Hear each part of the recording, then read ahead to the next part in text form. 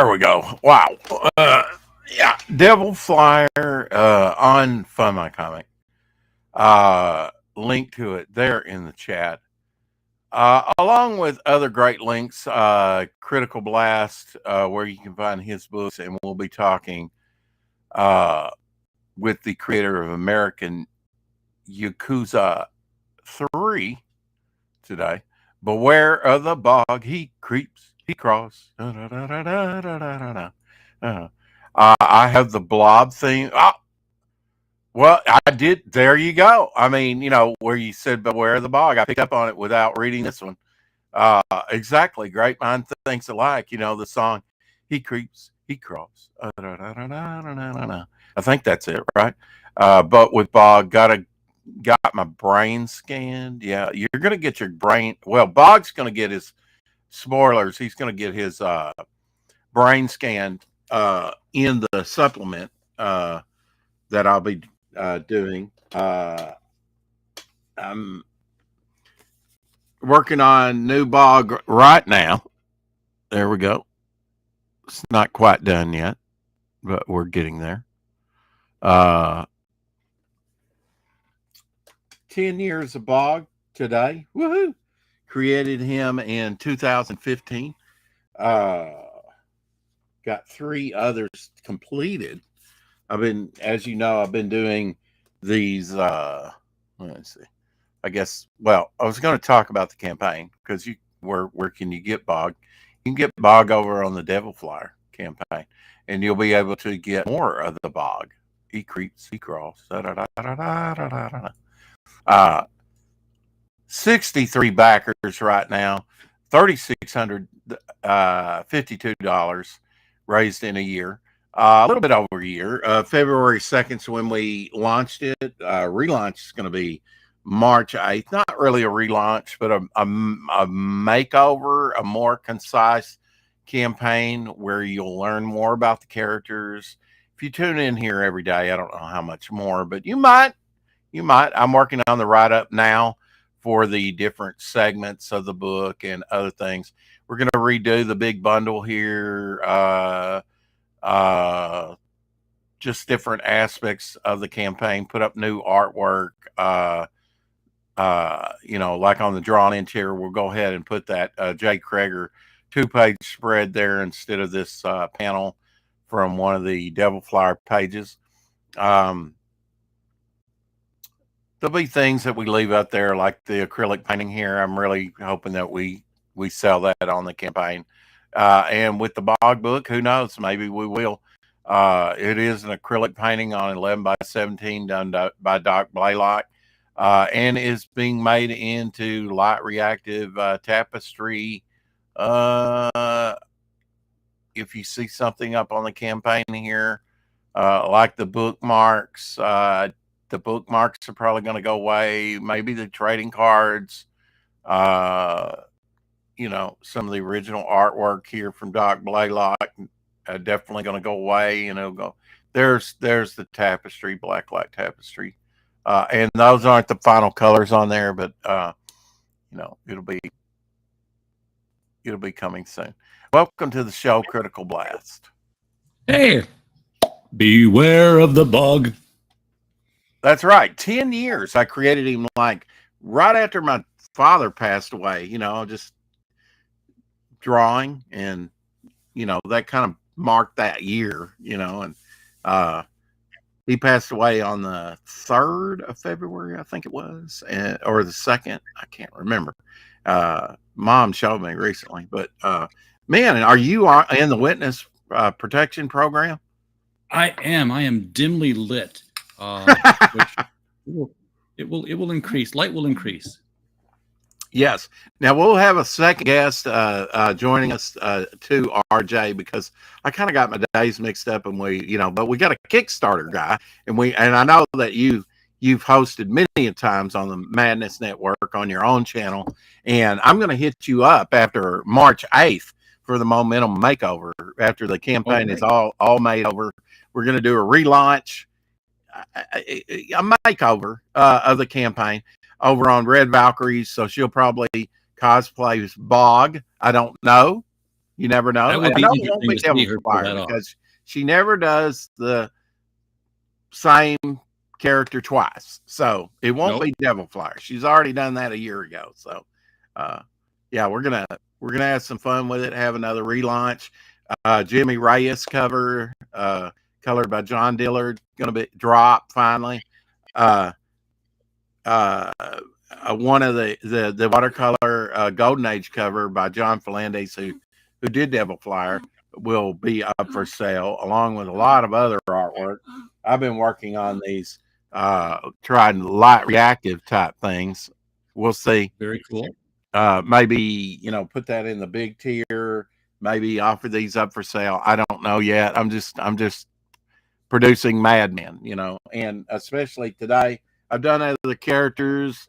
There's Zigzag. He's sort of my speedster, sort of my, and I've been working on, different characters with the light reactive type thing. But all today, it's all been about Bogg, starting very early. I guess I could embiggen myself and make it big, and he doesn't want to be exposed to too much light anyway. No. In the witness protection program. So I don't know what he did this time, but so here's the latest and greatest out of my pen work. So Bogg is a sort of a swamp creature then, like the heap. Yeah, exactly. And in fact, right now I have a heap trading card done by me up on the campaign.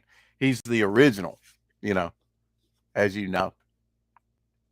Oh yeah, very nice. So we got. I just got had 3 down, I just and had we're a big working lunch, on. but you're making me want dots.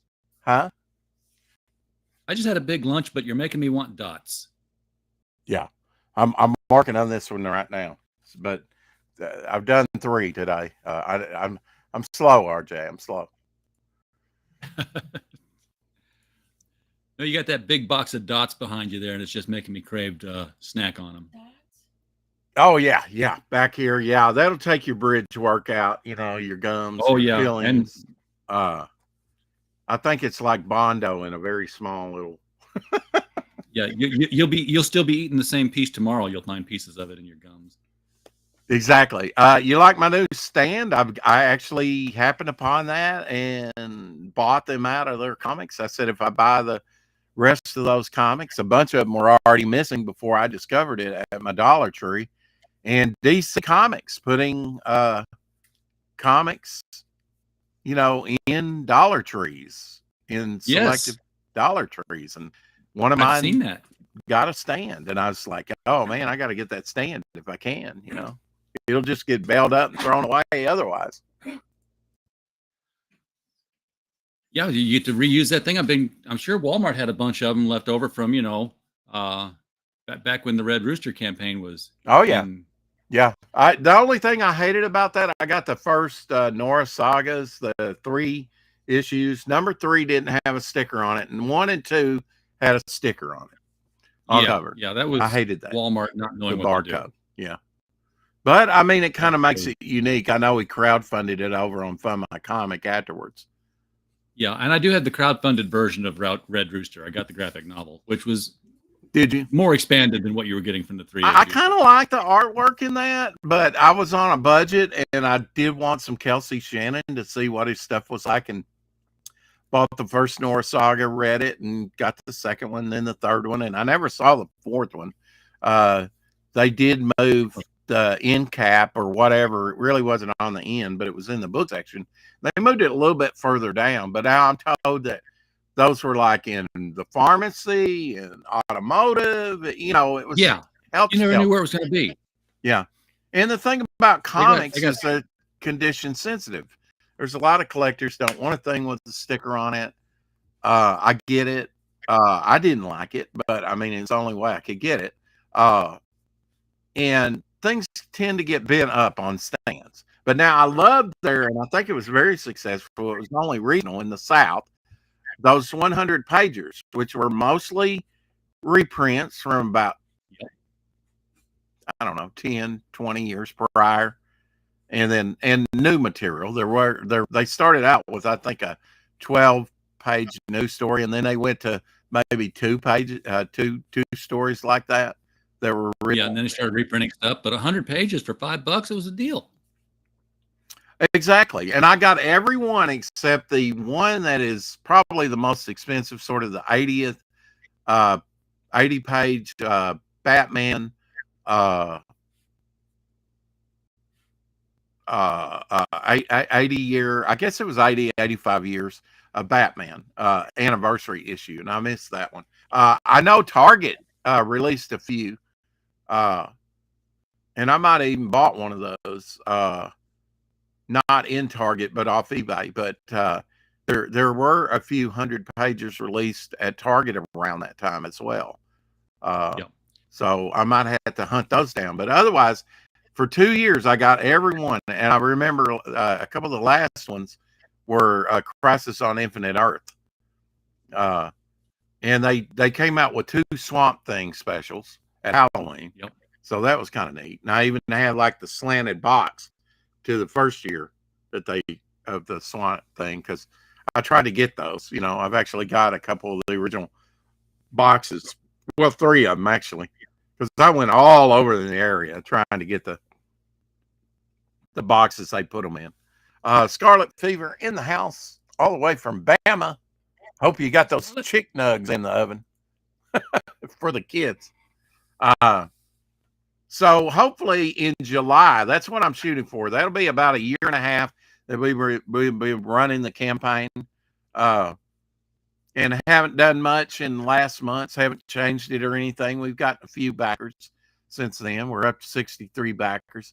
As you know, you're going to be fulfilling that. I'm shooting for sometime in July. That'll be a year and a half. I think, you know, that's hello. I think he's joining us from France. I think that's the creator that I had on from France yesterday. Is it not? I can't tell by that icon. It's kind of small. And I appreciate you subbing. Speaking of cover artists, as we were a little bit ago, I don't know if you saw the news, but Xevious, who's cover artist for a lot of crowdfunder campaigns, passed away. Whoa! Up in Canada, that does the logos. Yeah, Xevious. Wow! So, yeah, him. Really? Crap! That's what I just got the news on. So, crap! Wow. We've had him on here before. Was always trying to get him back on talking about art. Great, great. It did a lot of logos. I know he did some for All Caps Comics, Ethan's, Cyber Frog, right? Yeah, I know he did some for, I think he did one for Screecher. I don't know if it was Screecher or 2100 Samurai, but one of the one of the younger creators. I heard him talk about him. He said he's one of the hardest workers. Yeah, I think it was Screecher. Howder 6480 in here. Scarlet Fever. Welcome. And La Popo joining us from France. If you didn't catch the show yesterday, you really need to catch it. He's got a wonderful cover comic he's working on over there in France. It's awesome. It really will blow your mind. It's good stuff. Oh, hello. It's good to see you. Yeah. Wow, that blows my mind, RJ. That blows my mind. I was hoping to get him back on here and talk about things. I think I only had him on the show once, and that was maybe early in the morning, not our regular time. But he, I've been on other panels with him and gotten to talk with him and behind the scenes as well. Wow, that blows my mind. Yeah, we had him on a show a couple of years ago, and I wanted to have him back, just him, because he was on with his creative partner for the book we were talking about. But I couldn't get a schedule where he'd come back on was available. Mm-hmm. So, wow, it blows me away. Was that posted somewhere where you saw the news that he passed away? I saw it in a DM in a group I'm in, so I don't know if it's been posted publicly on X or not, but I'm sure it must be. Asia, there's your wrench, hun, and also get to give you a wrench as well. Thanks for subbing to the channel. We endeavor to have some talent on here, but sadly, all I could get was RJ today. No, yeah, I'm all you can get. Yeah, no. We actually have another creator going to join us, and he's got a Kickstarter on there. I don't do many. I promote Kickstarters, but I haven't supported any Kickstarter things. I've supported a number of Kickstarters, Indiegogos, and Fund My Comics now. So it's time for me to get back into doing that. The year started off slow for me here because first of the year I had to fund a bunch of things to get because I don't know if I told you, but as of January 1st, Critical Blast Logistics and Critical Blast Publishing are both separate LLC entities now. So I had to get my house in order as far as finances go, get separate business accounts all set up. So that slowed me down. And then as of yesterday, we bought a new block of ISBN numbers so that the publishing side of things can take over again. Because we got a bunch. We chewed through ISBNs the last half of last year. Oh yeah, man. You've been releasing books. I mean, Southern Nights. Southern Nights. Well, we just one of the last books we released last year too, aren't you? We've already done X Thieves, but here's the thing with when we did Southern Nights and we did X Thieves, they sent us so Jennifer Bush Craft, David Anthony Craft's widow, went through the storage sheds that they have and to find the original artwork. We found unpublished stories for Southern Nights, and we found unpublished stories for X Thieves, and we're going to do them both. So we're going to have new Southern Nights and new X Thieves material coming out from us. That's awesome. I think that's great. I guess you read those. Southern Nights was in conjunction with another comic magazine about comics, right? It was being published by Comics Interview, yeah. Mm-hmm. So it was like its own comic, but the logo was, the Comics Interview logo. Yeah, and they were featured ads in there all the time. Yep, and we're in talks with them to basically try to reprint the most of the archives of the Comics Interview magazine just in like a hardcover format. So if you wanted to go back and read, the old interviews and stuff, they would all be in one place, a big omnibus. I'm assuming you approached them, not vice versa. Well, I approached Henry Vogel a couple of years ago about doing something with Southern Nights, and the rights were tied up with somebody else. Okay. But then he came through and he said, I still have the rights to X Thieves. I'm like, what am I, an idiot? Of course we want to do X Thieves. Mm-hmm. So we did. He gave us X Thieves, and we did X Thieves in a week. And basically Southern Nights have been tied up for 3 years. He's like, wait a second. These people have been sitting on Southern Nights for 3 years and haven't gotten anything, and you guys just did X Thieves in a week. Let me make some phone calls. They let it lapse. Their option lapse. Well, they didn't let it lapse, but he did get it back. Okay. Whatever hoop he had to jump through, he got it back. He gave it to us, and we took a little bit more than a week on that because that was an 1,150-page book.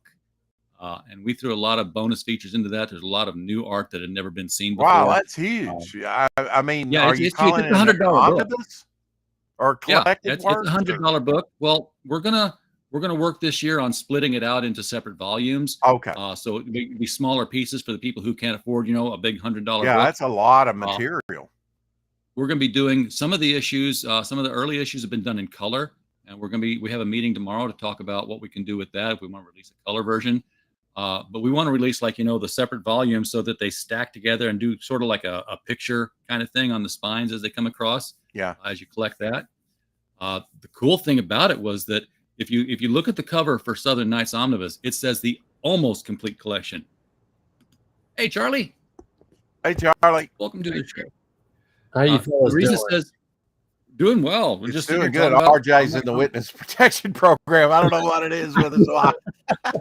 Well, I know when I was backstage, I was going, "Yo, bro is like totally in the DL. Like, don't tell anybody who I am. You know, so is your voice modulated? I'm just curious." Yes, we're talking with. No, nice to see you guys. Yeah, nice to see you. Of course, you got a Kickstarter going on right now, American Yakuza 3. So this is not your first rodeo. No, this is actually my 12th. So yeah, thank you.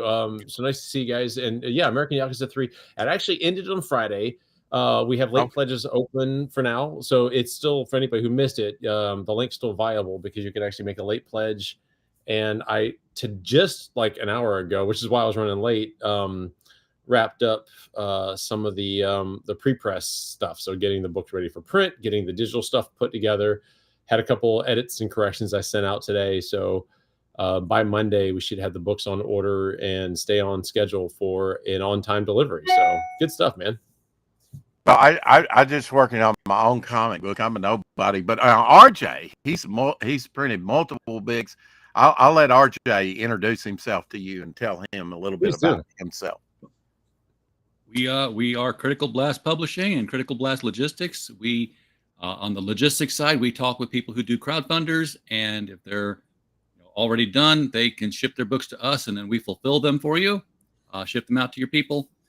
If you haven't printed them already, we can print them and then ship them out to your people. We have a publishing side, and the benefit of that is that once you've fulfilled, we just re-upload the print files when you're done with an actual ISBN number and flip a switch, and now your book is on Amazon and Walmart and Barnes & Noble, Books A Million, Powell's, any place that sells books, and any comic store that has an Ingram account can also buy the book and put it in the stores. They just have to be told to do so.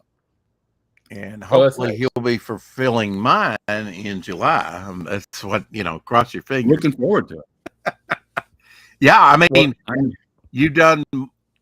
have you kept count of how many projects how many books? It's over 60 different projects at this point. Wow. And I was just, if I look distracted a second ago, because I just got an email from one of my new accounts that I'll be fulfilling for a guy named Chuck Dixon. He writes really well. I think he's going to do some great comics work. Yeah, I asked Mike Barron when I had him on here early on. He's been on about a dozen or more times. I asked him, Mike, who wrote more, you or Chuck Dixon? He said, "Oh, Chuck. Definitely, he leaves me in the dust." So my words, not his, but that's the gist of it, It's funny you mentioned Barron. He was the first one to ever read any of my scripts as a pro. So back in '97. Who was that? Mike Barron. Mike Barron, yeah, he's a good guy. He's been around a while. Yeah. Oh yeah. We got to talking. I met him back in 1985 and '86 in Chicago. Nice. Him and the publisher of Arrow Comics. It's amazing. I met some creators down here in the South, but nothing like when I went up to Chicago, to Chicago Comic Con. What's funny is I met like Oshlander down here and got to talk to him a lot about Grimjack that he was writing at the time. And I said, well, I'll be at Chicago. I'll see you in a couple of weeks, up there. And we basically said hi and bye, it was so busy up there, but yeah. That's a good thing about smaller venues. And 40 years ago, it was more about the creators and what was going on, it was more creator centric. Now it seems to be more about the new Netflix deal. Yeah. I miss going to Comic Cons and meeting, comics people. I've got a hardcover, two hardcovers, the greatest Batman stories ever told and the greatest Joker stories ever told. And I had them with me in the late 80s. And that thing reads like a funeral book right now. I mean, if you open up to the inside cover, it's signed by Dick Giordano, Julius Schwartz, Denny O'Neil, Jim Aparo, Sheldon Moldoff, all the greats, all those signatures inside that one book. That's amazing. Yeah, Jim was he's my favorite Batman artist of all time. I absolutely love the Aparo stuff. And of course, Batman the Outsiders was a very integral book to my, coming up. So that's awesome, man. Keep an eye out for him, Shadowhawk. He might do dig it. something one day. Yeah. Yeah, Shadowhawk's Shadowhawk's device doesn't work with Restream too well when I use Restream. He's normally my co-host. He would be beating up on you about right now, Charlie. Not really.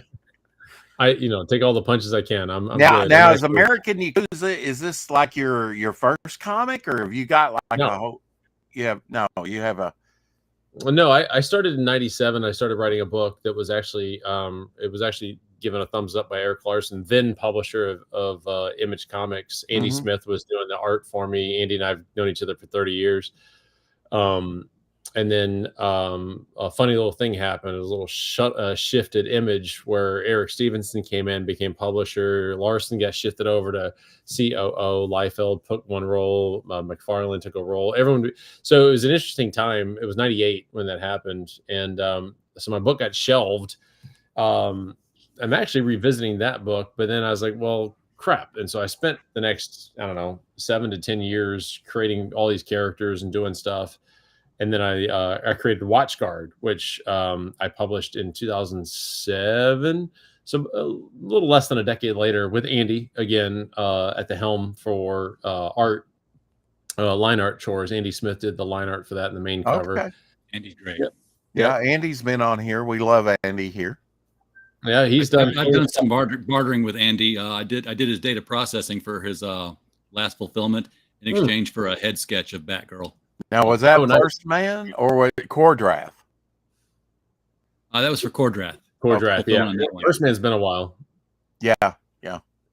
But Charlie, the American Yakuza book, you were working on that for Image back in the early '90s. Was that? No, good question. So, not to be confusing, no, that was just my first book. That book still has not seen the light of day. Although I'm working with Travis Gibb, and Travis is writing a 100-page OGN to basically make up for the lost time, the last 30 years of me not publishing that book. So the character's been through some revisions and stuff like that. But no, American Yakuza is the latest. It's my first real collaborative book.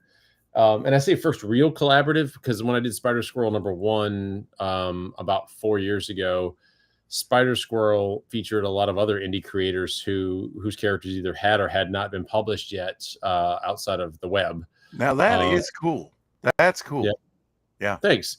Yeah. What I did with Spider Squirrel is when I did Spider Squirrel #1, I made Spider Squirrel accidentally pop through a breach, and these breaches, I didn't give any explanation for at first. I just kind of threw them in the book, and they seem to be just a fun plot device. And they were initially, but there was a point to them. And he accidentally fell through one and started tumbling through the Indie Comics multiverse. This is before Doctor Strange made the multiverse a big thing. Yeah. But shortly after, of course, obviously Morrison had created what we call the multiverse. But anyway, and I had other creators like Eric Bennett and the guys over in the UK, Marcosia, Ian Sharman, and those guys do Hypergirl. And my character tumbled into their universe. So we use their art teams, their creative team to write a short, 4 to 8 page adventure in their universe. And then he'd blip out and blip to the next one. And so as Spider Squirrel's kind of bouncing through, it gave me a chance to do an anthology without doing an anthology. It was a cohesive, consistent story and plot device that really I could still go back and reinsert new stuff. So if RJ wanted Spider Squirrel to pop into his universe, I can do a whole new edition with new adventures in different people's universes. Because there's no timeline and there's no definitive connection between the hops. But it was bookended by a story that I wrote.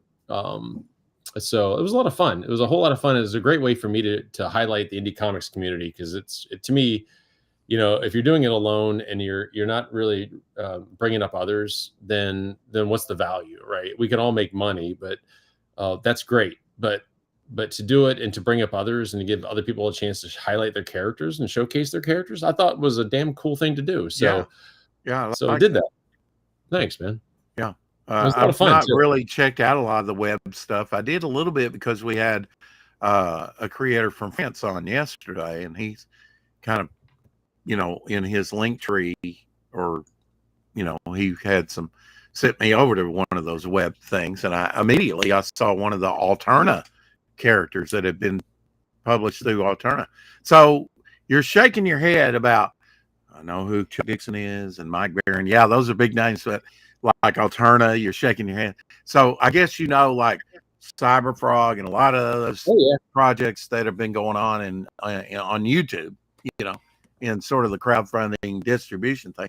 Have you ever been on another site like Fund My Comic or Indiegogo, or do you pretty much primarily do Kickstarter? Kickstarter is the primary because I did Kickstarter before before Indiegogo or any of the others were actually born. So in fact, Kickstarter, when I first started doing it, was so new that people who I asked to back it, they were like, "What the hell is a Kickstarter?"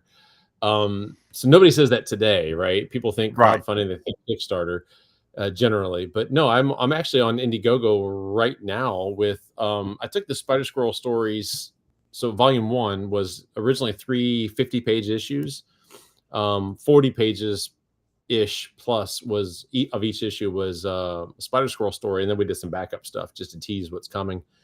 And I broke those up into 22 to 24-page stories to make them a little bit more of a traditional floppy. And that's actually on Indiegogo right now. We're gonna fund some new covers and get those out there. And I broke it up, instead of 3 issues, we're doing 5 issues. To give it a little bit more, again, a little bit more accessibility, because when you talk about a 50-page book, you're talking about a pretty pricey book. It's 10, at a con, it's $10 to $15 for depending on who's charging what. So I wanted to get it down to where folks can grab it for $5, which is a fairly reasonable cover price for a floppy today, anyway. So I mean, shit, I'm old enough to remember buying books at 60 cents, but whatever. Yeah. I got you beat 25, and RJ's probably got beat. I knew that was coming. I can remember when gasoline was leaded and unleaded, it was about a quarter. I can't believe they still say unleaded on the tanks anymore. That's what I mean. Yeah, it's like why I say unleaded. Unleaded has become the new regular, right? Come on. I know. So that was I grew up in the leaded, unleaded age too. 69 cents for a gallon of gas was unheard of. Now it's like, if I can get it under $3, I'm like, I'm losing my shit for how cool that is, right? Yeah. Kickstarter is the oldest and well known for sure. It's kind of like eBay. There's many different selling sites now, but eBay's the one that goes to. And I don't particularly like eBay, and I've been on there for about 20 years. And as a seller, you get burned. As a buyer, sometimes you get burned. I don't know. I really don't know how you protect yourself over there. There are some scams. No, 100% agreed. And that's it. I think that's the thing is, and the one thing that we're all dealing with, right, is market volatility. When there's a hint of a recession, people are even more skeptical about where their money's going. And so sites like Indiegogo and Kickstarter and Fund My Comic take a hit. eBay takes a hit, because people aren't sure. To your point, is there a guarantee I'm getting anything? And the answer is no. There's no guarantee. That's why I usually lead with people on my Kickstarters. I'm like, look, this is my 12th one. I fulfilled all my books. That's my first Indiegogo. I've never actually done an Indiegogo before, so I am fumbling, admittedly, through figuring out how to best promote that versus my Kickstarter crowd. But that's what I was talking about right there. Yep. And so all of this material is, it's typical cookies nonsense. We did some new covers. We did some variations on original covers, but all of the issues have a new cover to go with them. The insides have been edited from the original prints. So this is a brand new version of the book. Okay. And when I did the trade paperback about a year ago of the first 3 issues, the deluxe size issues, I added 12 pages of original story as an epilogue. That also appears in these 5 issues here. So this Indiegogo is here to basically fund a printing of, and nothing more, because it's already paid for. The book's done. It's ready to go to print. So if you're backing this and you're looking at what Rex is showing you here, it's done. There's no risk for you to back this. You can hop in and get the digital, and I'll send them to you almost immediately. But if you go for the print stuff, that's what we're funding. We want to get these floppies out there, and we'll put them in comic shelves too. And who knows, maybe RJ and I'll have some collaboration here and get them on the shelves together. I'm getting some with Spider Squirrel. Trash Panda here. I'm getting some Nightwing vibes. Oh, yes, thank you. So Nightwing and Yeah. Deadpool to a small extent. Nightwing and Spider-Man are probably the two biggest influences here. But Blue Beetle and Booster Gold are also there. This is Oh yeah, this is a very lighthearted, bwahaha kind of a book. It's classic comics to me. I like the Lego cover. You know. Thank you. Yeah. Thank you very much. That's Yeah, kind of I neat. love the Lego stuff. Scott McDaniel did a couple of covers for me. That was one of the ones you just scrolled past. He also did the trade paperback. Oh, really? Oh, yeah.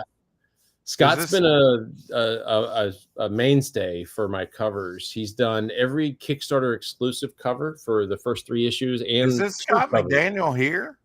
No, it does look like Scott's work, doesn't it? A little bit. No, not really. It's funny though. Well, I mean, so DC, the artist, that's Scott right there. What this is? Right there. Yep. Okay, so yeah, I could see maybe a little in that. Now he did a lot of Nightwing. He actually turned me on to Nightwing. So same, the Dixon run, the 120 something issues. So so the cover you just saw, that little snippet, that was McDaniel, but the one that had all the blue shadows and stuff like that hopping through. When I wrote that page, the artist DC Stolpner, who's the main Spider Squirrel artist, he's actually working on volume 2 with me now. I said, hey, I want Spider Squirrel popping at people's faces. I want a traditional old school comic splash page where you just open the book and bam, it's like all up in your face. Mm-hmm. But what I want is all these McDaniel shadows. You know, I said 5 or 6. He drew 18 shadows, and I was like, DC, you're the best freaking guy ever. And so that's a staple in that book. You'll see a lot of the McDaniel shadows in the book as we I love his loose style, or I don't know how you characterize his stuff, but going way back, he did that Elektra 2-page series. He did a run on Daredevil. I really wasn't really familiar with him till I started collecting the Nightwing stuff from Barnes and Noble here locally, seeing it and going, I like this artist, even though I had some Scott McDaniel. It was tighter work, earlier work from him, like the Elektra stuff. But now he let it all hang out on that Nightwing run. And I know recently he did a Ant-Man sort of homage cover for Relentless Tin Soldier, another I think he's running that on Indiegogo or Fund My Comic or both. So that came out wonderfully. The Ant-Man under the magnifying glass shot. Love Scott McDaniel. He's got to be within my top 10 artists. He's also just a great artist. He's such a great guy. Mm-hmm. Out of nowhere, I shipped him a couple of sketch covers. I was like, hey, just thanks for doing all the work. I know I paid him, but I mean, I just wanted to say thank you. And so I sent him some comp copies, including a couple of I like that his accessibility. I've seen that he's, worked for commission. Let's create something together. Yep. I think he likes working. I mean, I know I would get bored of drawing the same thing all the time. I don't care if it's the greatest character of all time. It's got to be a passion thing. That's the thing about it. I've always liked the indie stuff. RJ was talking about Southern Nights, X-Thieves. I know what he's talking about because that was I glommed onto that stuff. With Spider-Man, I like that too. Batman, other things, and like you say, like Jim Aparo, George Perez, John Byrne, X-Men. I mean, you had some great stuff, but you kind of knew what to expect. Now with indie stuff, what's this new character? Don't know what to expect. It's kind of thrilling. I still remember because I've told the story before. I grew up in Sparta, Illinois, which was where the printing plant was. So all the comics in the world were printed there. And that's where Marvel and DC printed, wasn't it? Well, it was, and they, people would bring home print overruns like they were day-old donuts at the end of the day at the bakery. So I didn't have a comic shop. I just went to my friend's house and grabbed comics. But I remember the day my dad came home. He didn't work there. He had friends there. Brought in a big old fat handful of comic books. Said, "Here, got these." And there was like Superman and Batman and stuff on the top. I'm like, cool. But it was this magical day where suddenly there were comic companies I didn't know existed. suddenly popping up. I had Ms. Mystic #1 from PC.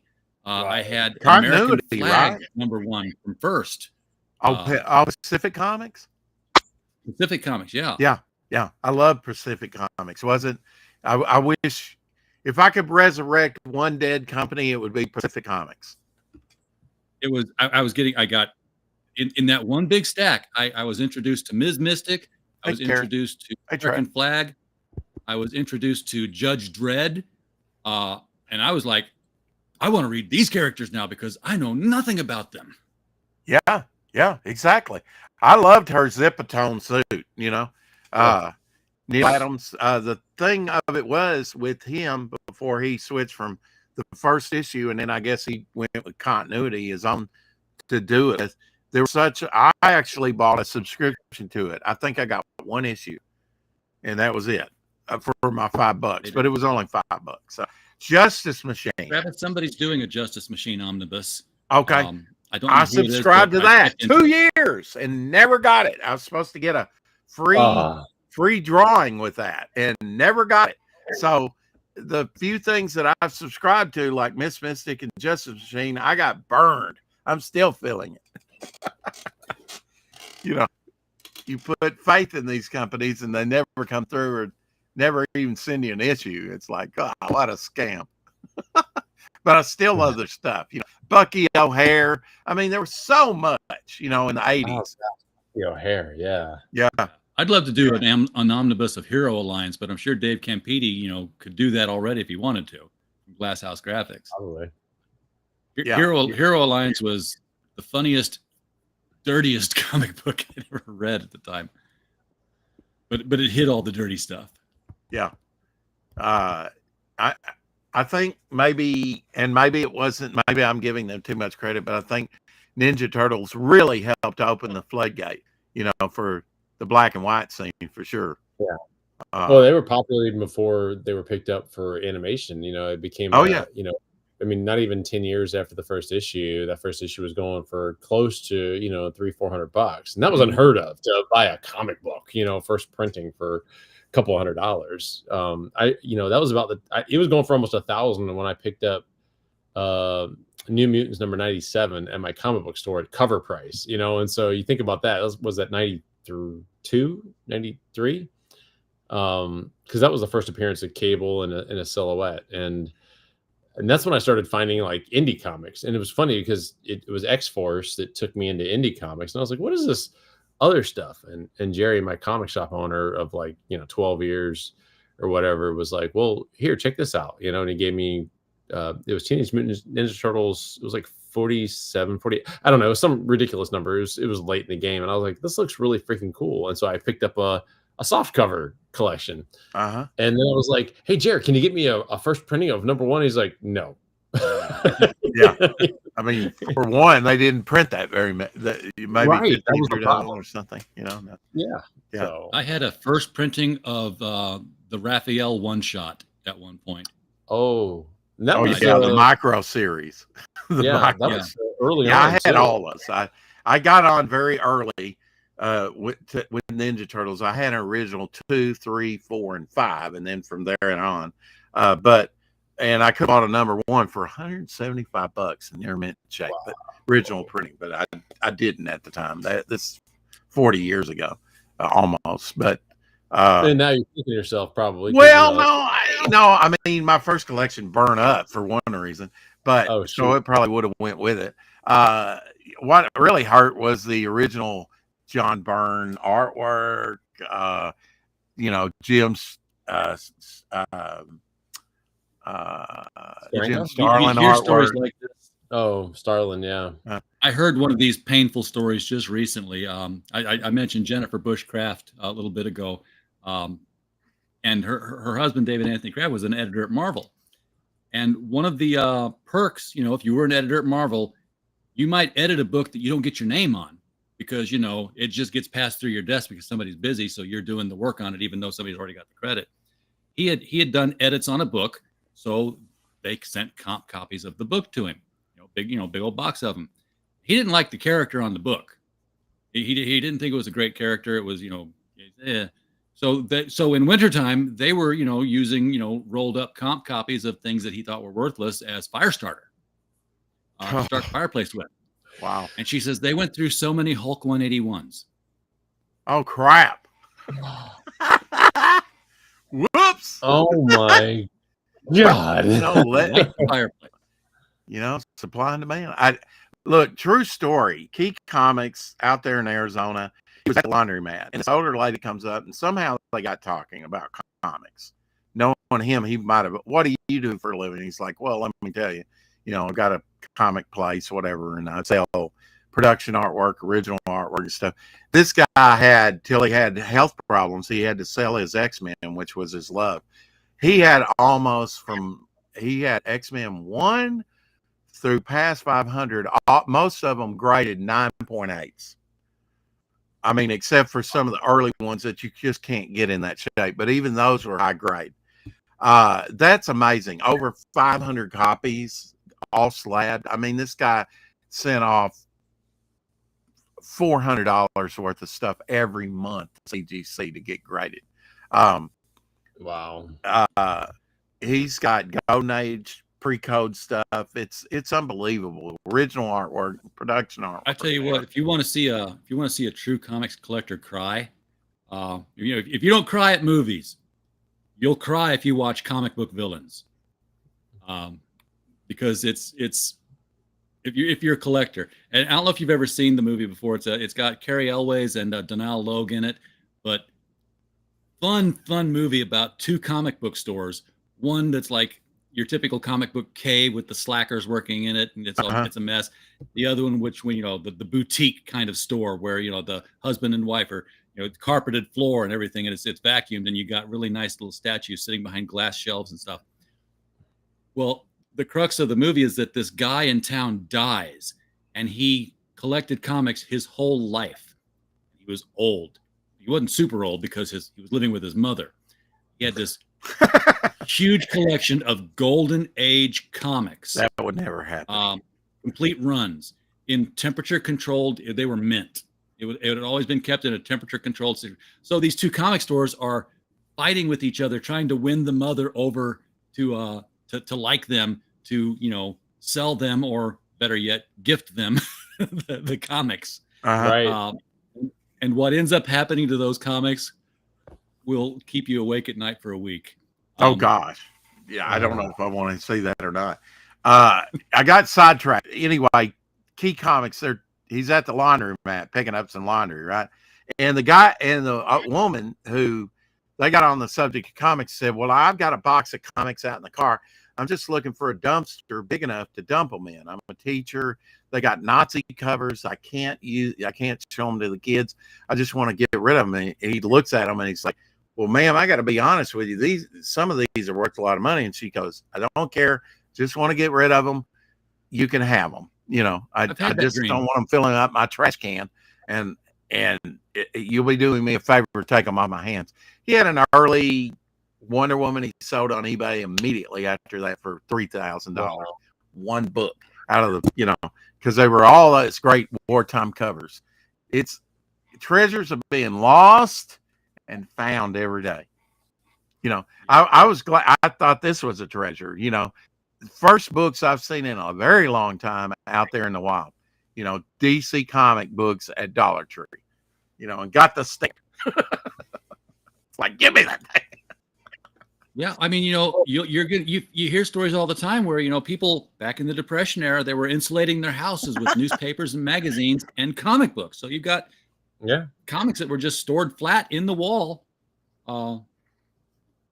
Somebody demos the house and find stuff that people. Well, I mean, there's that Action Comics, right? He's doing demo on the house, and Action Comic kind of falls out, and he and his aunt get to arguing over it and somehow damage it. I don't know how much, but I'm like, man, if you damage that book, you're potentially knocking off thousands and not $100,000 worth of value on that book.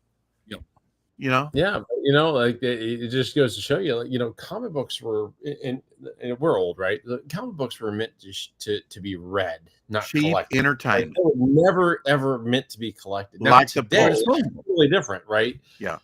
And you, those of us who are on crowdfunding platforms know that most of your backers are probably backing at a digital level because they're reading the book and they'll grab the trade later. Now there's some that are like me who grab the physical because they collect. Like we grew up as collectors. I know in the 90s that the collection mentality kind of became a thing. So it's just funny, you know, value is all in one. Like, is it a good book, right? That's the first thing, you know, and then two, is it a good creator? And then three, is it rare, you know, and what makes Action Comics, you know, number one, to your point, like such a value is it matches all of those criteria. It's the godfathers of comics, right? You know, a couple of Jew boys who just get out there and just created a character, the Ubermensch, and put them out there to fight gangsters, the mafia, Nazis, and whatever. They weren't thinking about making millions of dollars on this stuff. And they didn't. So, no, they sure as heck didn't, unfortunately, which is a damn shame. But at the same time, DC, you know, or the company that printed became DC National, also weren't out there making millions of dollars. They were printing a few hundred copies, a couple thousand copies, whatever it was at the time. And then everybody who bought them was just thinking about reading and tossing in the can, which is how manga has progressed, by the way, right? Everybody talks about manga versus Western comics, which is stupid because they're both comics, but whatever. Yeah. But manga is done the same way as traditional comics in the West were done. They're done for throwaways. They're printed to read and chuck in the can. That's why they're black and white. That's why they're produced rapidly. You know, they come out weekly in various formats and stuff like that. And so, you know, anyway, the point is that the collector's market is actually still a weird new thing. It's just a couple decades old, you know, for the most part. And it's interesting. It's interesting to watch, you know. And well, I mean, the original production artwork and original art wasn't really worth anything till the early 80s, 40 years ago. No. Yeah, 100%. I sit down and I said, why do I consider a back issue? Yes, I just recently got my first book slabbed, which I agree with you. Comics are meant to be read. My Shadowhawk says, but I have it in trade. I can read the dollar sample of it. You know, that material's out there. That'll be reprinted like, you know, Amazing Fantasy 15. You can find a copy somewhere, you know, or even Action Comics #1. I mean, and the war effort, you know, they bound those things up for the war effort, you know. Comics selling in the millions. Dell Comics, I know in the early 60s were selling 1.2 million, something like that, of like the Donald Duck or one of the Walt Disney things. Like the Don Rosa books. Yeah. Yeah. And then, you know, shortly after that, about I'm not sure, maybe early 70s, maybe, but really mid 60s, they kind of like, well, you know, went under. I think they still publish like game books and things like that. Publishing still around, but you never see any comic books out of them. And which is, you know more about that, RJ, than I do about when Dell kind of went under. Yeah. That was a long time back, but a long time back. I remember Dell books. Yeah. Dell, but they published in the thousands. Yeah.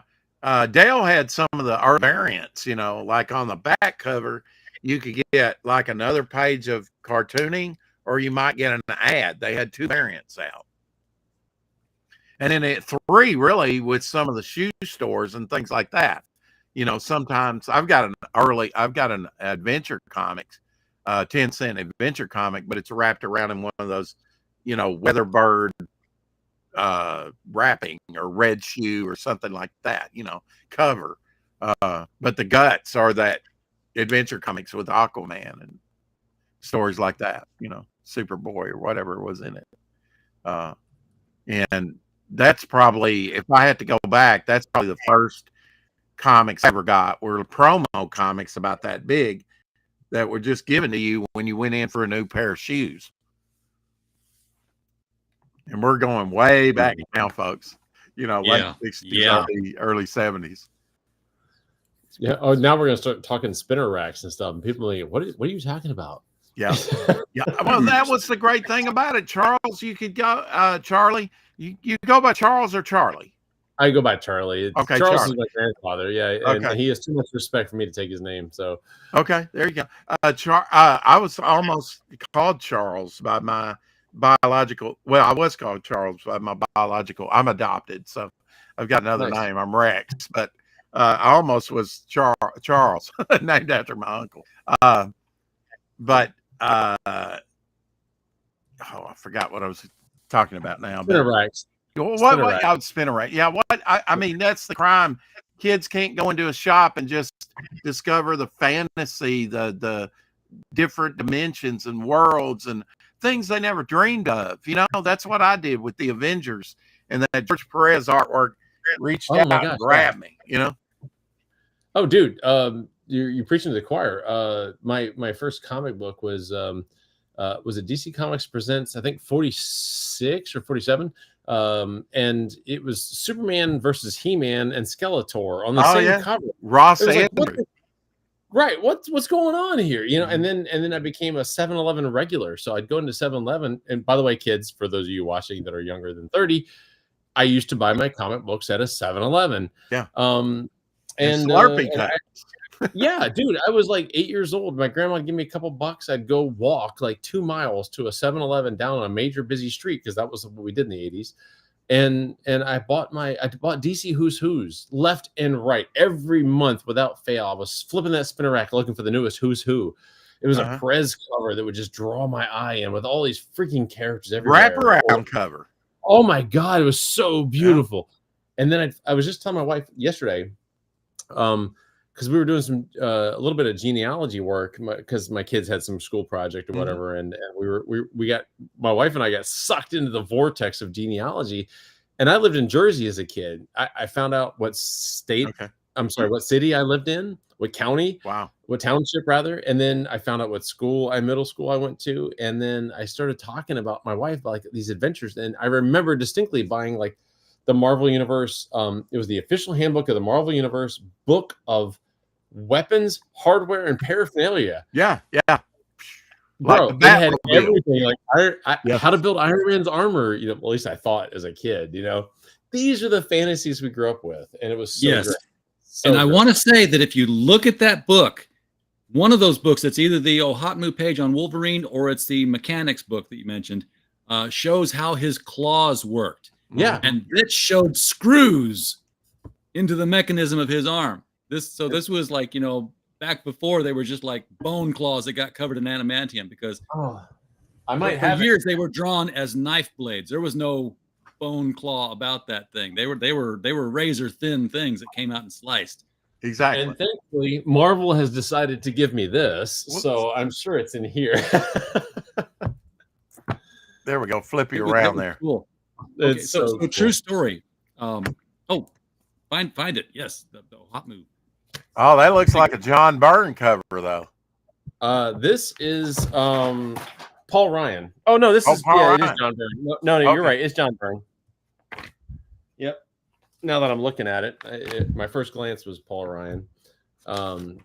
Let's see what we got here. Wolverine is going to be towards the back. Yeah, this is just the coolest thing in my mind. It was the coolest thing ever reading these Marvel universes. Yeah, you get to see how the Avengers Quinjet and Stilt Man's legs work. Yeah, it was the coolest thing ever, right? I wanted Stilt Man's legs. I thought, how dope would that be? Yeah, we could go to Mardi Gras. We can build it now. Yeah, I gotta look. Does this include the hardware paraphernalia book? Let's see. And that was kind of like toward the end of the run, right? At the very end, you also had the dead characters, the characters that were dead. So the book of hardware, weapons, and paraphernalia came up after the 3 issues they had for the dead. That's the order it went in. So it was I forget, it was 12 or 14 issues of the characters, and then it was the 3 or 4 dead. And then the hardware weapons. Marvel even came out with an atlas that can show you. I mean, how boring, really. This is where the X-Mention is. This is where, it's location and maps. Yes, okay, exactly. yeah, What I'm okay, talking about. It's right. It's upside down, but it's right there. okay, Yeah. So okay. it's pretty cool. This one does not seem to include, based on the back art, it only includes the 1, 2, 3, 4, 5, 6, 7, 8, 9, 10, 11, 12. 13, 14, 15. It was 15 issues of the deluxe How one, and then 1, disappointing! 2, If I 3, were 4, on 5 if I was on extra. StreamYard, I'd kick you. But on Restream, oh no, I know how to do it. Yeah. So it was. See, he thinks I'm kidding. I wasn't kidding. So true story. Back when I was 11 to 12 years old, I wrote a letter to Dick Giordano, and I got a reply back. I wrote it in pencil on lined ruled paper. This is the place it was. Real And passionate. the gist of it was a story proposal that I wanted to get to him to. I wanted to see a Superman Fantastic Four crossover book where Superman learns that Galactus was the reason Krypton exploded, and all that good stuff. And it was very juvenile that. But then I had a PS, and I was like, "Hey, by the way, it'd be really cool if you guys would put out some sort of like an encyclopedia of all your characters and what they're doing." And I swear to God, within the year, Who's Who started. Yeah, there you Yeah. go. Well, we have you I'm to taking thank pseudo for. credit for kicking off Who's Who. I loved it. The Who's Who, especially because they that was my first exposure to Aquaman in the camouflage suit, and The blue camouflage suit. oh my God, I loved that suit. You I was It like, makes sense. I don't know who came up with Aquaman. Does anybody? Do you know who came up with Aquaman? I had to Google it. But I swear, I was watching Flash Gordon with Buster Crabbe goes to Mars, and he wears a suit, and he's an two-time Olympic swimmer. He's got blonde hair, even though it's a black and white movie. We know he's got blonde hair, right? In real life. I swear, Aquaman. I mean, he must have been a model for Aquaman for the 40s, when he was created. oh, possibly. Yeah, Yeah, he it was was created in 41 by Morton Weisinger. Weisinger. Yeah, that's what I was saying. You Was must have Weisinger. seen Flash Gordon Goes to Mars, because the outfits there, kind of, sorta, and just that he's a swimmer. And I think really he probably used Buster Crabbe as an inspiration for that character. I guess we'll never know. Honest, that era was rife with copycat syndrome, as was the 90s, right? I mean, we saw a lot of that reciprocate in the 90s, where characters came. I love Liefeld's Youngblood. I never forget when I saw Roman for the first time. I was like, well, he looks a lot like Namor. Wait, Namor backwards is Roman. Exactly. Oh, yeah. I'm a dummy. Like, well, I mean, Deadpool. Deadpool is Wade Wilson is a copy of Slade Wilson. Slade Wilson, exactly. Yeah. So yeah, I mean, that's how they came up. He wanted a noble sounding name, and so he just spelled Roman backwards, which was really cool. I mean, you think about it, in hindsight, it's like, oh, Namor sounds alien because he was from Atlantis, and then, but it was I never knew until Liefeld put out Roman that Namor was Roman backwards, and then when it dawned on me, I was like, God, I'm an idiot. I think I mean, there's different genres, different stories that you can tell, but now, RJ, you're putting out anthologies all the time, right? I mean, but I mean, I bring up anthology. I'm doing like a superhero anthology that's got sci-fi elements, got horror elements, got the straight superhero elements, got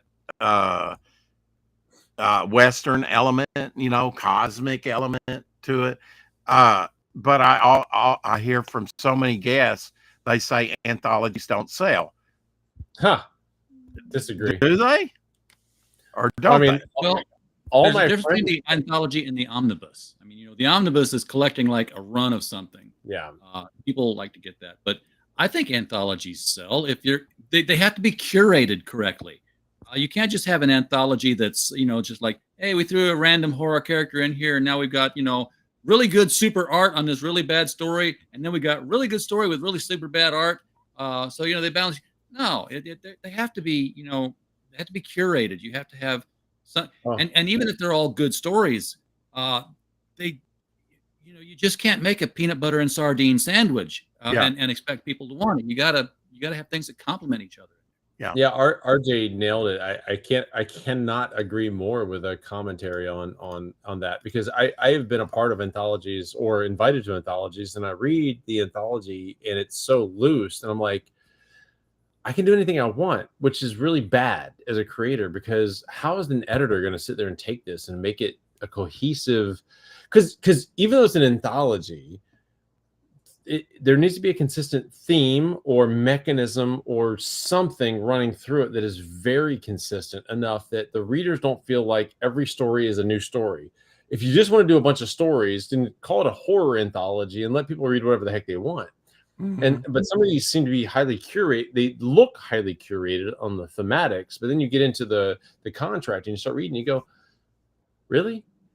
And I say that because I'm critical of that, because I'm doing one, and I'm doing one now with it's called Vagabond Nowhere Man, and the character, I can share a cover if you guys care. Okay. But the character is an immortal character who, in a quantum leap kind of a way ish, he is drawn to major events, events. Now, historical events could be major, minor, somewhere in between. So they don't have to be like Jesus being crucified or Kennedy being shot, right?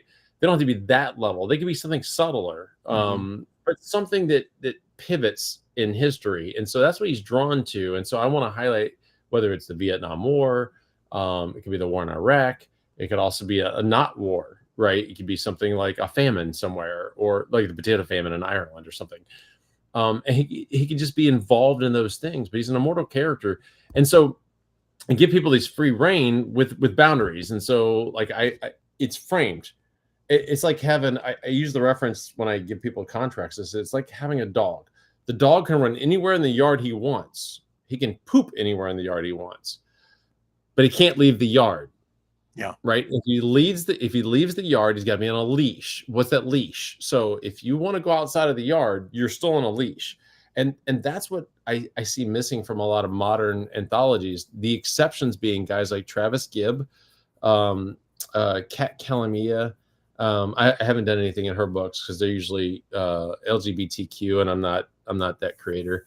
But to her credit and to Phil's credit, who works with her, they're very, very tight on how their books are structured. And Travis does a great job too of keeping people very confined to, like, Cthulhu Invades Neverland was a great one. Everything was Cthulhu based and Neverland based, but outside of that, you could run inside of the fenced yard as much as you want to. And that was the cool thing about that series. You could do a poem, you could do a prose work, you could do anything you want. That's the kind of thing that I'm trying to do as well, is keep it tightly confined. So now are you, with my anthology, it's all part of the same universe, the Momentum universe. And these characters are going to interact. They may be in a single story. Of course, that's the challenge of a crowdfunder, right? The cliffhanger. We're kind of having to, because we're not on a monthly basis. You have to kind of give one and done with maybe the hint of something greater to come, but you have to deliver in a fairly timely manner and not leave them with too much, right? Yeah. Or, I mean, if you're going to release a year apart, that doesn't work. So you kind of have to redefine the cliffhanger somewhat.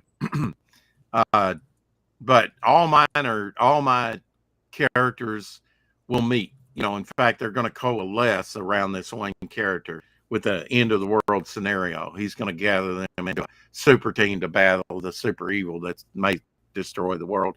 And he doesn't realize that he's really the cause of it, that put things into play. No, it sounds like you've boundaried it, right? You fenced it in. You said, hey, and that didn't come, overnight. It's like I had to think, okay, and that came along because I kept adding backup stories. Now, are you a writer? Are you an artist? Are you both? What? Good question. So, writer, creator, I do design most, if not all, of my characters. Oh, that's right. at You least- digitally design stuff, right? I do. I'm a graphic designer by nature, so Okay. I'm more of a logo and costume kind of a designer guy.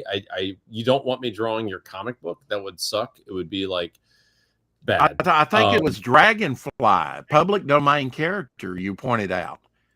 I probably your posts reposted it. Yeah, I probably Yeah. reposted. That was Okay. someone else's book, but yeah. Okay, well, that caught my attention. You know, you got on my radar with that. It's like, because there's a lot of Zorro. I mean, a lot of stuff going into public I love the domain. new It's next Zorro, Dan Doc Kenosha did. Samson in a few years. You know, the original Superman with the Fortress of Solitude. You know, Superman didn't get his Fortress of Solitude like 57 or 58. It was way later, right? Way Two later. or three Yeah. decades after he came out. His name was Clark. If you wanted to see him, you had to look up and away at the top of the Empire State Building. He was so strong that they compared his skin to a kind of metal. He was the man of bronze. Yeah. Right. Bronze instead of steel. Right. Yeah. Although no, I love that. It's I actually funny. give a talk on this. The Men Before Superman, which includes Doc Savage, but Doc Savage is third in line.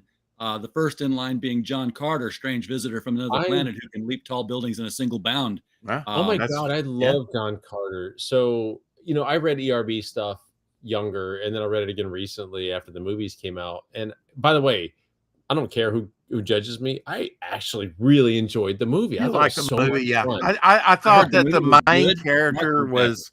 I wish they had gotten somebody else to play him. That wild-looking hair, but but it was a solid movie. I got to give it to you. It was What Disney went wrong with that? They called the movie John Carter. Just look at the woman. Just look at the woman. John Carter of Mars, Just or the title it Princess John of Carter, Mars. Warlord of Mars. Yes. Pack the theater. RJ. You know why they didn't was because Moms of Mars bombed so horribly the year before, and they were trying to distance themselves. I'm like, no, buy into that, like ride into that, and prove that the Mars thematic can actually be a thing. No. When John Carter came out, so many people didn't know what the hell it was. It was poorly marketed. Disney had given up on it before it even launched. And that's sad. They put so much money into it. Really sad. Yeah, because we could have done a sequel. Listen, I've read all the ERB books, all 11, 12 of them with John Carter, and yes, they kind of weirdly mashed the first 2 or 3 books together in a cinematic Hollywood way. Yeah. And to your point, Rex, right? It could have been a different actor. I think Tyler Kitsch did a good job with what he was given, frankly. I think rewatching it now, you know, but I was like, who's this guy? You know, we need somebody that's got a little bit more gravitas and charisma. That wild hair, man, it's just not a good leading man. Well, it wasn't even his hair. They wrote him so statically, like almost like Anakin from the prequel Star Wars, right? They wrote him so staccato, as he was not given personality. He was just given a script. And I actually got Star Wars vibes because they got an arena scene where they're fighting almost like the Clone War, you know, creature battles, you know, all chained up to the pillars. It was the same thing. I know. But I don't care if it's fun, you know. RJ.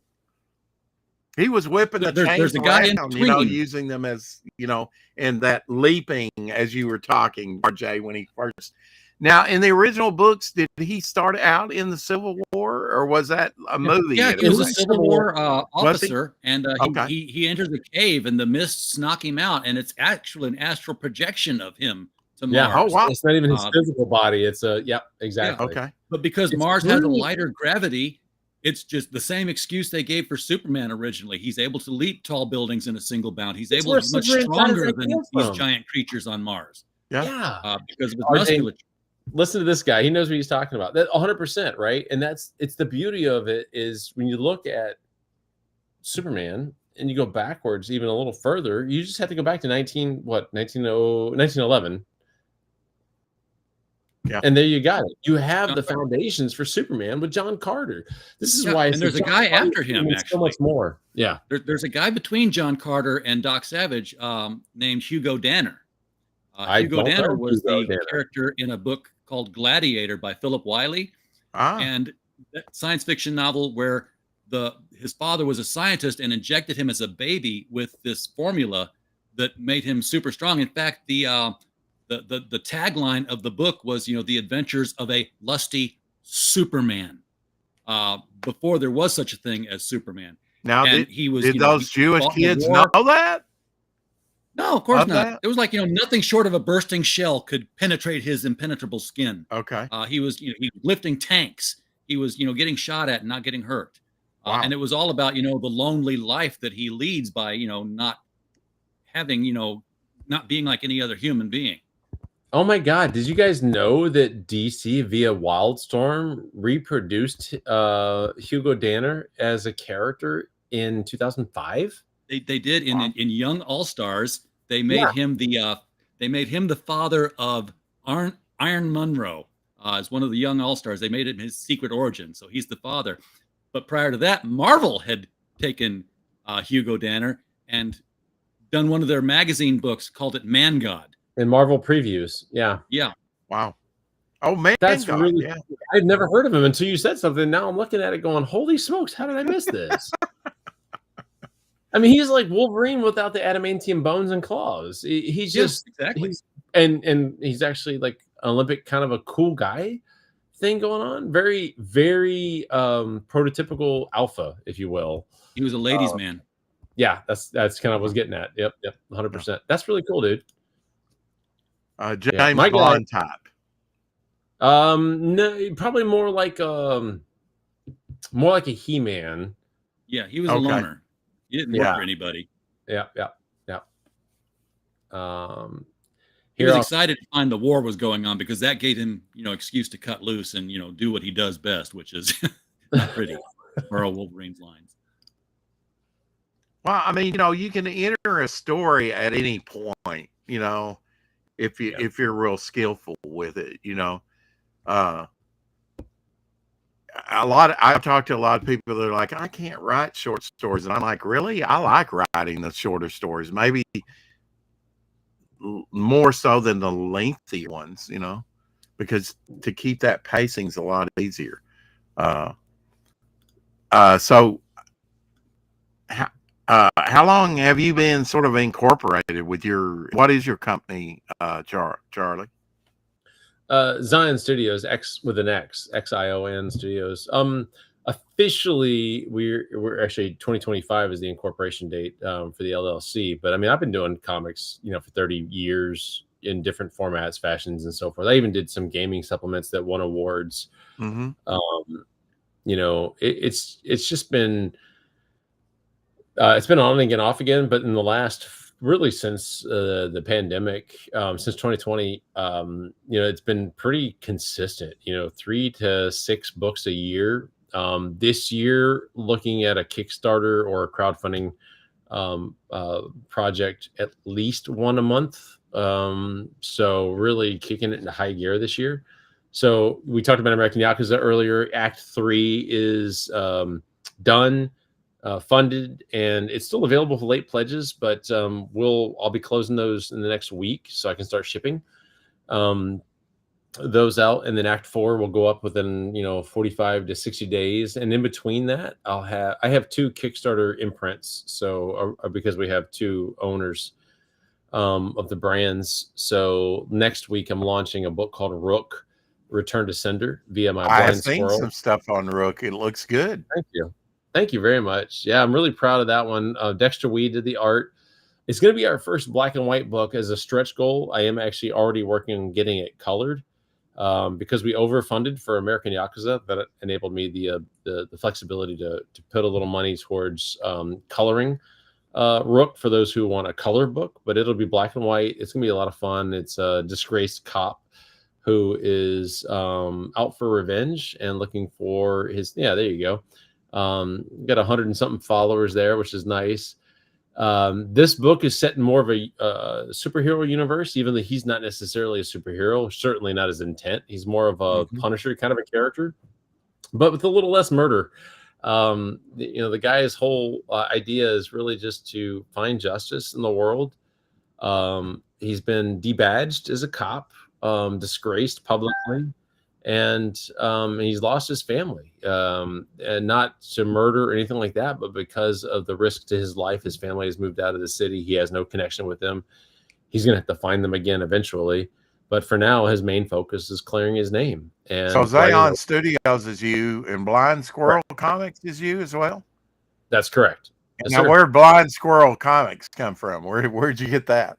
Yeah. So, well, every blind squirrel finds a nut, right? The goal. So Blind Squirrel came from Spider Squirrel is my flagship character. Everyone knows me as the Spider Squirrel. I was an American Ninja Warrior as the comic book ninja, with my Spider Squirrel logo on it. So that was fun. Spider Squirrel being popular enough that I took that kind of thematic and rebranded our superhero universe for Blind Squirrel Comics. So it's kind of like the DC Vertigo thing, only in reverse. So instead of DC being the overarching, imagine if Vertigo was the overarching. So anything that's not superhero or superhero adjacent will be Blind Squirrel. I'm sorry, will be Zion. And everything that is superhero or superhero adjacent will be Blind Squirrel. So that gives our audience a clear distinction between, like, if they don't want to read something that might have nudity or language or violence or gore, major violence, they want to read something a little bit more traditional superhero, then go with the Blind Squirrel brand. But if you're open to anything, then go with both, right? So are you reading anything currently from like the main two or independent? And if you are, what is it? Yeah. I don't know that I don't read a whole lot of main two stuff. I do read, like, I'm reading Infinity. Oh gosh, what's the name of the group? Infinity. Shit, I forgot their name. Good title. I know Infinity shit, right? I can see the team, but it's a team of it's like Infinity Gauntlets follow up. I followed pretty much everything Infinity since the first one came out. All the Starlin stuff, all the Ron Mars and Ron Lim stuff, and even the subsequent series that have. Starlin really picked up where Kirby and Lee, and Ditko left off, and really expanded the cosmic universe and the big heavy hitter characters. And then of course Kirby introduced the Sentinels. I've been watching. I watched the old limited series of the Eternals that done a few years ago. It was one of those motion comics that the artist was John Romita Jr. And I watched that recently, and the Eternals lore and all the Sentinels and everything that Kirby had, introduced, and then went over to DC and did Darkseid and the New Gods, and I mean, Challengers. Did you mention Challengers of the Unknown? Oh yeah, that in the late 50s, yeah. I am reading the new Challengers. So fun fact, when I did WatchGuard, about 20 of the characters that I created, my own Marvel universe, if you will, source book. About 20 of those characters were created or co-created by Sean Isaacs, who is the lead artist on DC's Challengers of the Unknown now. So Sean, I've known for 15 plus years. I will not take credit for discovering him or anything, not any nonsense like that. But at the same time, before Sean was Sean, doing stuff for Marvel and DC, he and I were working together on a lot of stuff. He actually's done recently. He did a cover from my Fantastic Four love letter called The Fundamentals, which we're hoping will come out this year. So that's a one shot. So Charlie, let me ask the uncomfortable questions here. Ask away, brother. So you got two books that look very interesting to me. One being Rook, the other one being American Yakuza. Thank you. But have you done the due diligence on the titles? Because I know that in '94 there was a movie, American Yakuza. Doesn't make a difference. I know that in the movie's a little bit less problematic because they get a different trademark categorization. But there also was from Warren Publishing a magazine comic sci-fi hero called Rook that was being published alongside Vampirella and the other books they did. Yeah, and there's a current book called Rook from Ghost Machine. The copyright law is a tricky thing. The funny thing is you have to prove confusion is the first and most important thing that you have to prove. Um, and so by having my character look nothing like the other characters, the title and the graphics looking nothing like it, and Rook being a very common word, there's very little anybody can do about copyright in that context. So there's literally zero, other than the word Rook, there's zero to connect any of those three characters, mine, Ghost Machines, and the one we referenced. So I think that's the thing people need to keep in mind is it's not a good idea to find a word that's so common that could be reused, and is in my case reused. When I created Rook, he was originally called Castle. Didn't like that. Went to Rook because it was like the chess piece, which is a castle. And I created that in 2007. Don't hate me, but he looks like Checkmate to me a little bit. Oh, no, that's fine. I loved Checkmate as a kid. I'm sure there's some influence in my head to that, so that's fine. But to RJ's point, and to yours too, Rex, is the character is nothing like Checkmate contextually, and there's nothing to confuse people. Right. And that's the thing I think people need to keep in mind is if you have an idea, 500 other people have the idea too. Sometimes first to market makes a difference. And sometimes differentiation makes a difference. So not worried about anything in the least. Consulted my legal departments. I've got a lawyer who specializes in PTO, US PTO, and there's no concern there whatsoever because of the factors I given. Now, that being said, I do hate the fact that Ghost Machine recently came out with a character called Rook. It's a really cool book. I am reading that one myself. Thank God it's nothing like mine. Theirs is very dystopian, very post-apocalyptic. It's also kind of universal because there's a series of planets that are involved in other aspects of the Rook character.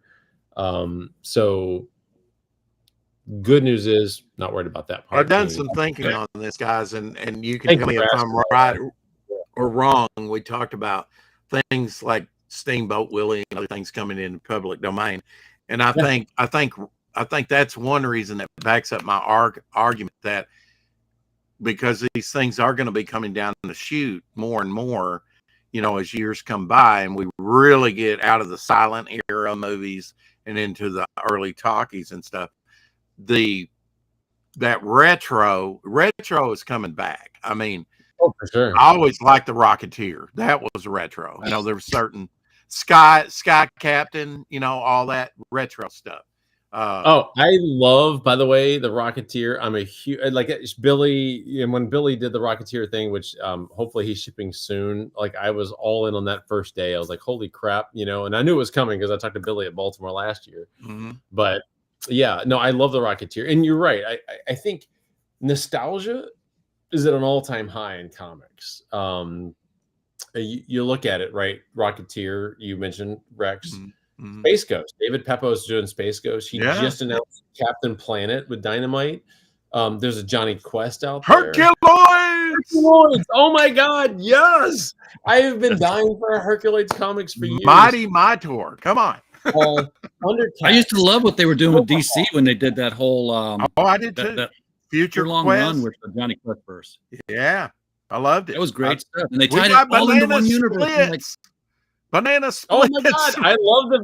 My kids. So just for the record, so for those who don't know me, I'm a lot older than I look. I have a 30-year-old daughter. I would buy the HR Puffin Stuff anthology. I'm just saying, dude. I all my kids have grown up on stuff like Tom and Jerry, old school, like not so sensitive Tom and Jerry. Yeah. And that's how Hanna-Barbera they did it for 10 years. Yeah. That's how they got together, was working on Tom and Jerry. All those. Hey, I came downstairs the other day. My 11-year-old was watching a Hong Kong Phooey, because I own it on DVD. Like that's the kind of stuff. Super guy. No, never super guy. Right? Scat Man Crothers. I need to go, guys, because my fiance is coming back in the house, so I'm going to take off here. But I'm gonna have to talk too. Actually, I want to put in a quick plug. If you look at our webpage, criticalblast.com at the bookstore, the last two books we just put out are hardcover anthologies of the first year of Tarzan in the newspaper strips that went into public domain. Wow. And Buck Rogers is now in public domain. So we've got both of those going on. Do check it out. Rex, thanks for having me on. Appreciate it. Thank you, RJ. And I'm going to, Nice meeting you, RJ. Same here, Charlie. Good. If Hope you to see you didn't again get soon. enough playtime of RJ today, come back on. We'll do. See y'all later. See you. And Rex, I hate to bolt too, but I'm gonna have to bolt here, brother. I promised my wife that I'll only be on here for an hour, and it's been a little more than 90 minutes. But I'm almost. Blame me and thank her for your time. No, listen. I've enjoyed the heck out of this. Thank you very much for. Well, good. You don't have to come back on. Well, thank you, sir. Yeah. So yeah. I appreciate you. And Leave I appreciate a comment in the chat before you go, and I'll rent you. Then you can come in and drop your links on your new projects anytime. Well, I'm gonna drop a link to you in our private chat. That link will take. Yeah.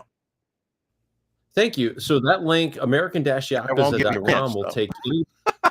They'll take anybody to any current American Yakuza campaign. So, like right now, it'll take you to issue 3. And I didn't even ask you but to give me me a brief synopsis. What are the 1, 2, and 3? What are these books about? What is American Yakuza?